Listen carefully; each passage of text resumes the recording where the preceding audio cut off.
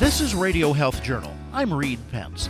This week, CBD, the non-intoxicating cannabis compound that may have health benefits. It just started popping up everywhere, in food, in water, in coffee, in skin cream. It's been a strange process. What CBD is and what it's not when Radio Health Journal returns.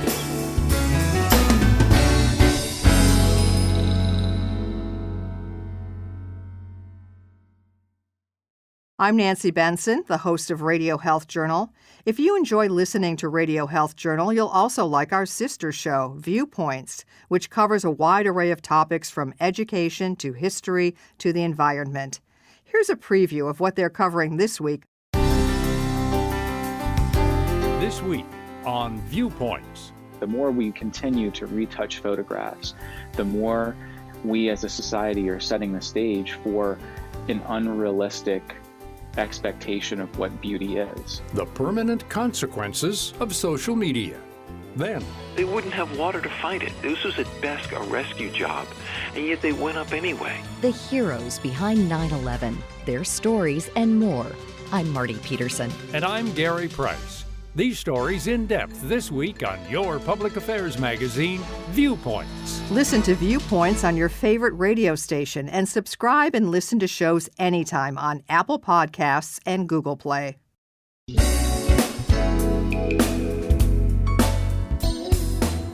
Joanne is a 64-year-old registered nurse from Florida who suffered from chronic pain for the last year, a result of adhesions from major abdominal surgery.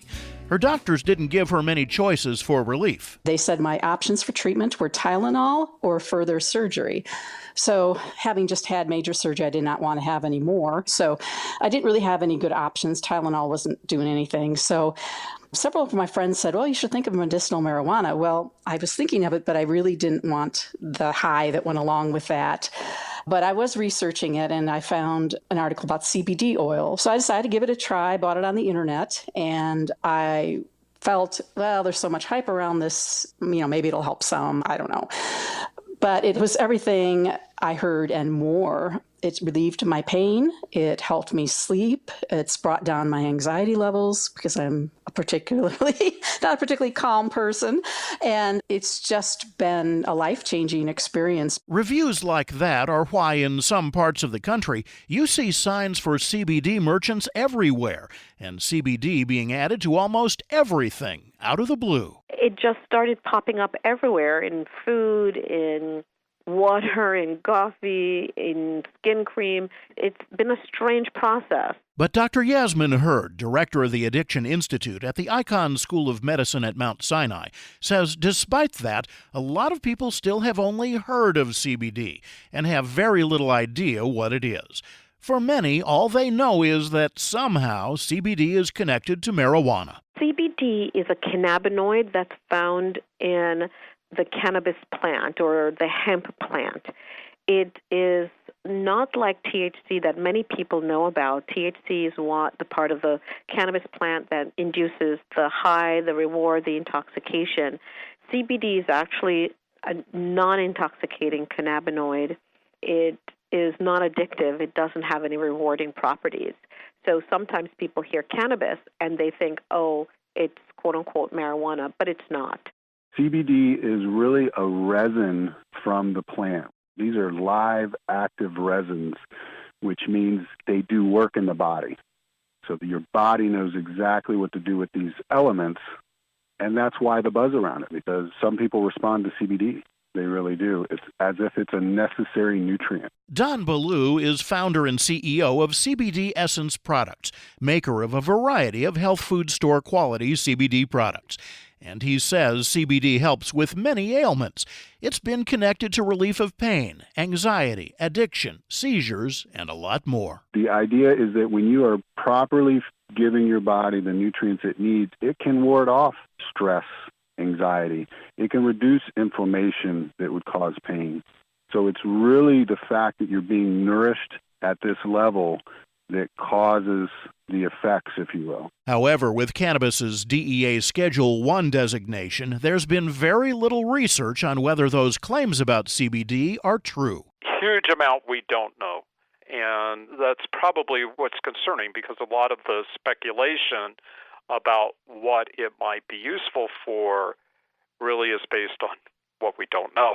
So in terms of really, really good studies, there are very few proven uses of CBD. That's Dr. Tim Welty, Director of Research, Innovation, and International Programs at the College of Pharmacy and Health Sciences at Drake University. So in terms of really, really good studies, there are very few proven uses of CBD. We need a greater number of researchers, clinicians working together to carry out these studies in a much faster manner, because I think that will once and for all help to provide the public with definitive answers whether CBD is a hype or not. I think that CBD is not a wonder drug, even though I do see that CBD has beneficial medicinal promise, and we're working towards that. But I don't want people to believe that it can cure everything. It cannot. But we need to research faster, absolutely. Research does exist on some of the purported benefits of CBD, but not enough evidence to close the book on most of them. For example, for pain relief. Most things out there about CBD and pain are anecdotal at this point, but research is currently ongoing, and that's one thing that I think we'll get more information about soon about CBD in regard to pain. And pain is also a huge umbrella term. There are many different types of pain. You'll hear one friend say that CBD helped their pain, and another friend said, it didn't help me at all, it's just placebo effects. But it could be many reasons why it might work for some people and not for others. One, it could be that a type of pain. Two, it could be that CBD actually does not work for that particular indication, or they're taking different doses, or the company from which they've bought their CBD have different amounts of CBD. So again, it's not regulated and conducted in a way to really make definitive statements about CBD and pain. Hurd is one of the researchers who's in the forefront of CBD studies on addiction, and she says one area where research has conclusively proven a benefit is for some kinds of seizures. CBD is beneficial for some children with a rare form of childhood epilepsy. A significant amount of research is accumulating showing CBD effective in some anxiety disorders. Our study that was just came out showed that CBD decreased drug cue-induced craving and anxiety in patients with heroin use disorder. But while our study lays the foundation for continued research, you need more research in order to really provide a pathway for FDA approval. Physicians don't know even what dose and dosing regimen of CBD to tell their patients, and everybody is asking their doctors about CBD, and they have no clue because the research isn't done to really guide them. What's more, few people are talking about side effects, and Welty says there are some. Many are relatively minor, but one is not. It can cause drowsiness, sedation, those types of things. For some people, that may not be a problem. It can cause some GI side effects, such as cramping and diarrhea. It can also cause some anorexia and weight loss. For some people, that may not be a problem, but for others, that could be a problem. The one that is really concerning is, at least in the studies for epilepsy, there was a greater risk of damage to the liver in individuals taking CBD compared to placebo or sugar pills. So what does that mean for people who hear about possible benefits? Should they wait? It is a conundrum, and definitely people who have certain disorders, I don't blame them for trying to reach out and to gain some sort of help with whatever is out there. So I don't blame them when they are desperate in trying to alleviate, whether it's their pain or alleviate a particular disorder that they have. The question is, are the current medications that you're using, are they fine enough for now until we know more about CBD, until we know the negative interactions it might have with other medications that you could be taking for other disorders? We also don't know the long-term impact. Research, I agree that it takes too long for us to gain significant knowledge to guide the medicinal process of as you try to develop a medication. Research is likely to go faster now, thanks in part to a change in the legal status of hemp, from which CBD can be produced. It's one reason you're finding CBD in so many products now, because for the first time, CBD is apparently legal. Sometimes. The Farm Bill of 2018 made CBD derived from hemp legal in part in terms of that it's a non-scheduled compound as compared to CBD that's derived from the cannabis plant. It's still considered a scheduled drug. And there's a lot of gray area, a lot of confusion about those products, because with the Farm Bill that passed at the end of 2018, the Congress that those products could be produced from hemp, that they would not be regulated by the Drug Enforcement Agency, but they are still regulated by the Food and Drug Administration. And the Food and Drug Administration, to date, says those products are illegal because they're making medical claims which are not substantiated. And so the FDA has done a number of different actions against those products, giving cease and desist orders to manufacturers because they're making medical claims that are not substantiated by good studies. So is CBD illegal, or only some CBD, or is it only the medicinal claim that's illegal? Good question. The FDA held a public hearing on CBD last month to get feedback on how they might solve the problem, and they're accepting comments on the issue for only another couple of days before they begin to decide how to clarify the legal status. They might fall under the category that food supplements fall under, but that has not been determined as yet. So the FDA is still treating them like a drug, and therefore they are illegal to sell. Epidiolex, the prescription drug, is the only one that's legally in the clear everywhere. But anything else? CBD makers like Baloo are in legal limbo. CBD is not allowable as a supplement according to the FDA. So even though hemp is legal, and even though the push for all the materials that come from hemp is legal, according to the DEA, CBD is still a controlled substance.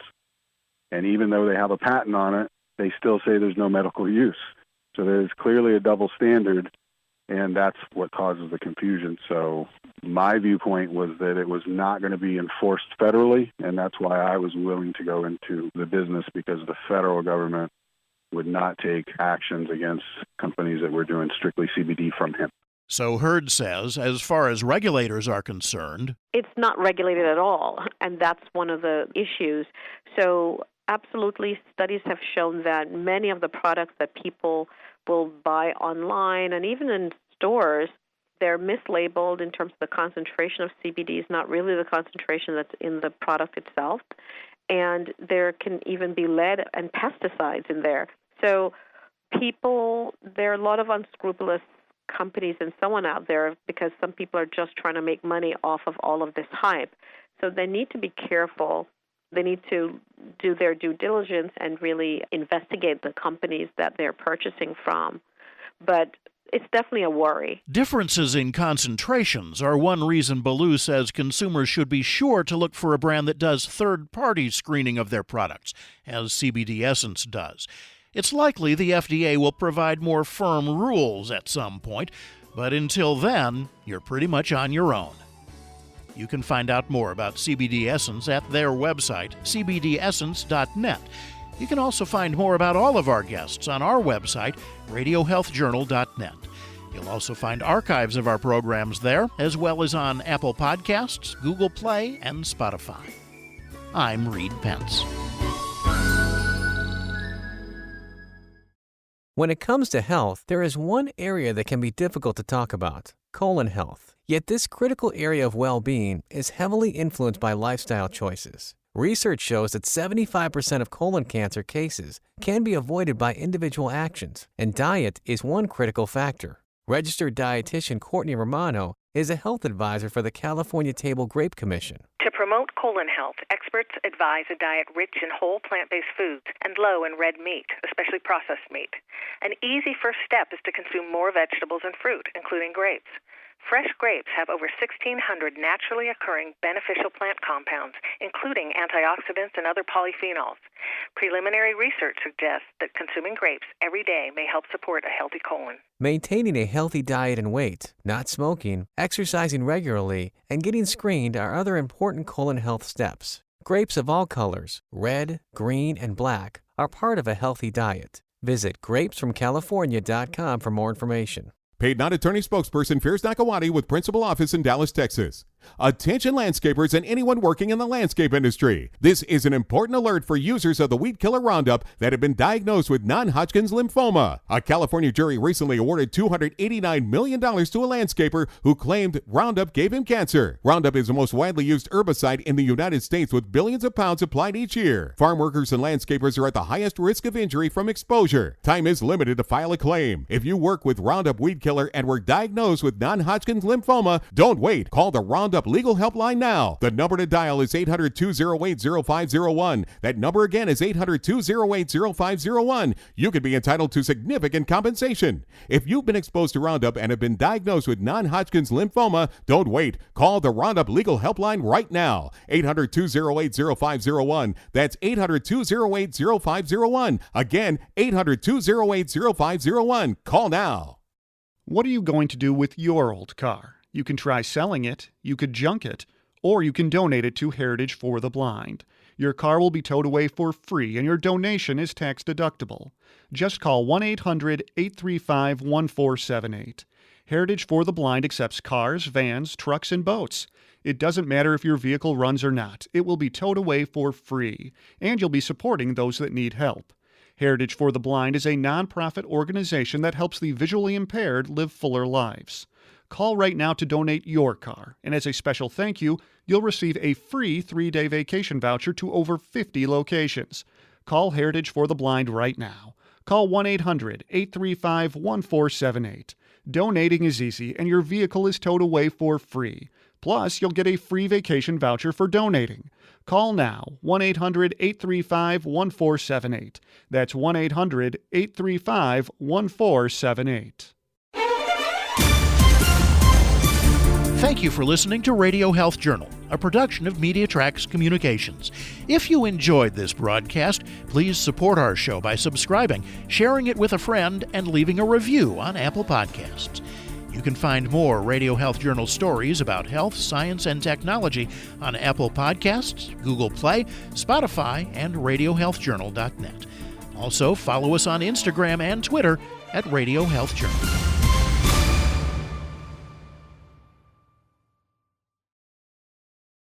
Coming up next week on Radio Health Journal. She was completely out of control of her body, so she would scream and cry and run around the house. J.C. Konechny's daughter Greta was a normal 5-year-old looking forward to starting kindergarten, but it changed in an instant after a case of strep throat. Pulling things off walls, she was just completely out of control. Then if you procrastinate, you might be avoiding something bigger than the task at hand. Procrastination really is an emotion-focused coping strategy. It's not a time management problem, it's an emotion management problem. All that and more on Radio Health Journal.